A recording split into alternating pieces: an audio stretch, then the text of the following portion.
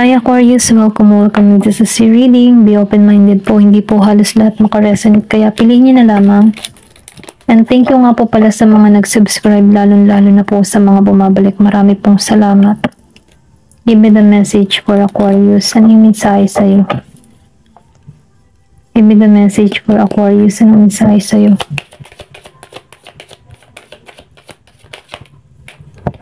Meron ka ditong pang-unawa, okay? Meron ditong perception and enlightenment. Kumbaga, meron ditong transformation na nagaganap sa buhay mo, nagkakaroon ka dito ng kaliwanagan, kumbaga malaya ka sa sitwasyon, handa kang sumubok muli, handa kang sumugal, okay? Kasi nakikita ko rin dito na alisan kay, kumbaga, I mean sa alisan kumbaga, hindi mo na binibigyan ng limit yung sarili mo, kumbaga, nakikita ko dito na meron kang pang-unawa sa mga bagay-bagay or sa mga nagaganap sa iyong buhay na kailangan ng pagsumubok or sumubok ng mga bagong experience, mag-explore, ganun. Kumbaga, tinuturuan ka dito na mag-explore sa iba, ganyan. Meron ditong mensaheng pinararating sa'yo, okay? Meron din dito ako nakikita na merong biyaya or meron ditong oportunidad na patungo sa'yo, okay? So, sinasabihan ka lang dito na Huwag kang mag-alinlangan na mag-experience ng iba. Kumbaga, huwag kang mag-alala. Kumbaga, kasi nakikita ko dito sa mukha mo, nag-aalala ka eh. So, kumbaga, maybe meron ditong bagong trabaho, bagong offer na parating sa'yo na hindi ka sanay or hindi ka bihasa sa ganong trabaho. So, may pag-aalala ka ba? Yung tipong may pag-aalala ka dito or pwede rin sabihin sa relasyon, okay? So, nakikita ko dito yung pag-aalala. Pero ganun pa man sinasabihin ka dito, huwag kang mag-alala kasi meron ditong maganda na parating sa'yo. Okay? May transformation na magaganap sa'yo. Mayroong solid foundation na parating sa buhay mo. Nakikita ko dito yung pagbukas ng oportunidad patungo sa'yo.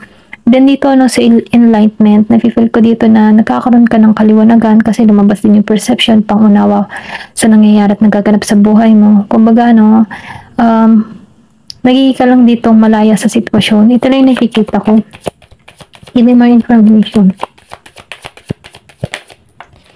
Meron ditong mysticism. So, nakikita ko din dito, So, ingat ka na lamang din sa mga taong pagkakatiwalaan mo kasi meron ditong hiwaga. So, ikaw, pwede rin sabihin, malakas yung intuition mo, malakas yung kutob mo, nararadar mo kung sino yung mga taong may gusto or gumawa ng hindi maganda sa'yo. Kumbaga, parang nagtataka ka kung bakit mayroon kang nararamdaman dito. So, ikaw nagkakaroon ka dito ng pangunawa at nagkakaroon ka ng kaliwanagan dito. So, nafe-feel ko dito, meron kang hakbang na nagagawa para makontrat ng mga ganitong hiwaga or pwede rin sabihin meron ditong bruha, ganyan.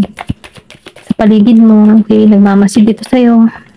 Instinct. So, yung sinabi ko kanina, malakas yung kutob mo or naunawaan mo na to.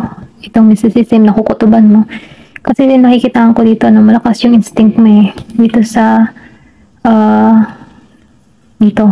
Okay, dito sa card na to. So, nakikita ko dito yung malakas yung pakiramdam mo. Kasi nakikita ko dito may moon. So, meron ditong illusion, okay? May deception, may something na ginugulo yung kaisipan mo dito. Okay, pero ganun pa man, nagkakaroon ka na dito ng pangunawa. Pwede meron ka ng ginagawang hakbang dito.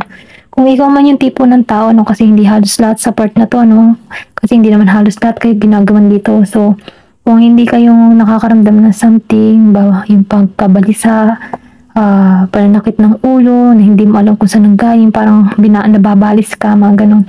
So, meron ditong something na meron papalipad hangin or pwede sabihin na meron ditong gumagawa ng hindi maganda sa'yo, nakukutuban mo to, okay? Kasi nagtataka ka pwedeng sa family member mo, may pagtataka ka, bakit parang ang hirap pa, bakit kahit anong gawin at kahit ganun at ganun pa rin, parang merong hindi maganda. So, minumungkahi na lang sa'yo dito na mag-insenso ka, okay?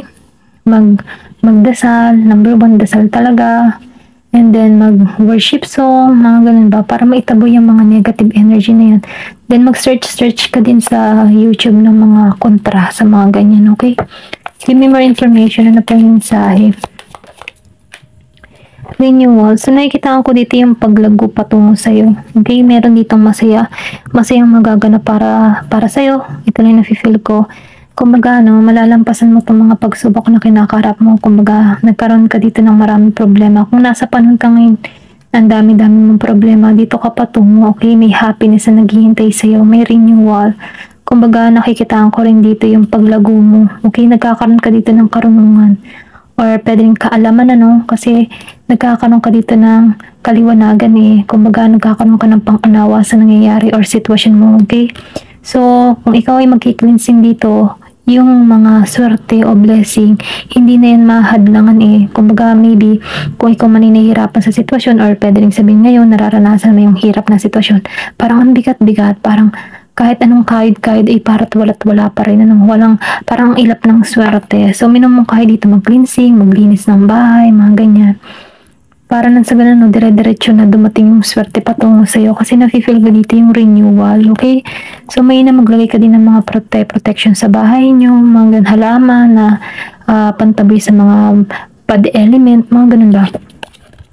Despondent. So, nakikita ko dito, merong inggit sa'yo dito, okay?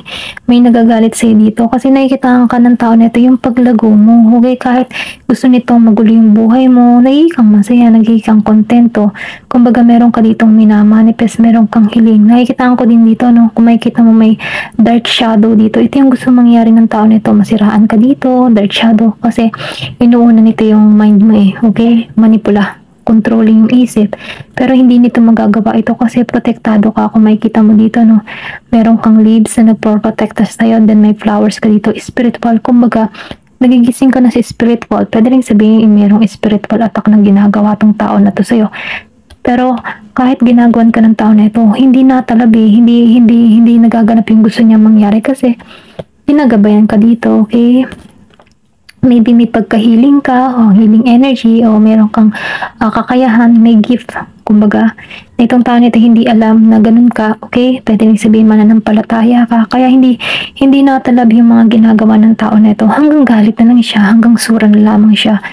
Okay, ito lang nakikita ko. Then nakikita ko rin dito, may travel na magaganap sa'yo. Or pwede rin sabihin na sa ibang bansa ka na ginagawan ka ng tao nito, okay? So, ingat ka na lamang din, huwag ka basta-basta magpo-post sa social media, ganyan. Ingat ka na lang sa mga ipo-post mo, okay? Kasi meron ditong naiinggit sa'yo. Meron ditong the world. Or pwede rin sabihin may pagbubuntis na magaganap sa buhay mo, okay? Kung ikaw man ay naghahanap dito or gusto mo magka-baby, meron ditong pagbubuntis akong nakikita. May paglagong magaganap sa'yo. Kumbaga kahit gawan ka ng gawan ng tao na to, dito ka pa rin papunta. Ito naghihintay sa'yo, tagumpay yung emerald. So, meron ditong transformation, nagaganap sa'yo, may message, sinusunod mo na yung instinct mo, okay? Kakaroon ka dito ng pangunawa, kaliwanagan, makikita mo marami kang karunungan, ito yung gusto niyang mangyari, masiraan ka dito, kasi meron ditong dark shadow, pero hindi nagaganap kasi meron ka dito kaliwanagan, kumbaga protektado ka dito. Yung isip mo, yung mind mo, okay? Matibay yung kaisipan mo. Ayan. Give me more information.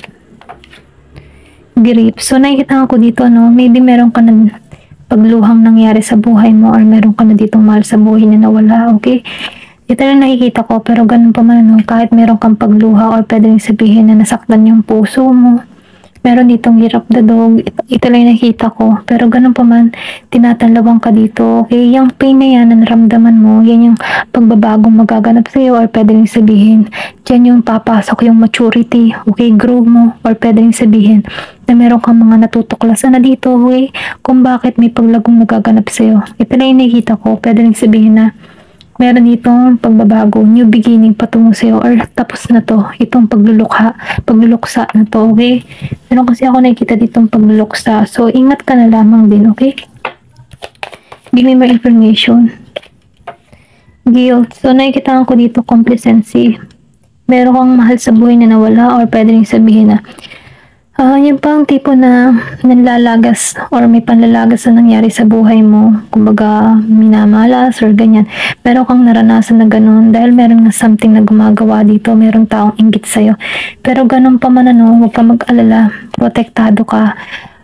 Gusto man ikaw nitong magapos, hindi nito mangyayari. Kung ano yung gusto niya mangyayari sa'yo, siyang makakaranas nito, okay? Kung gusto nitong magulo yung buhay mo, siyang makakaranas nito. Kaya huwag kang mag-alala kasi matatapos na to.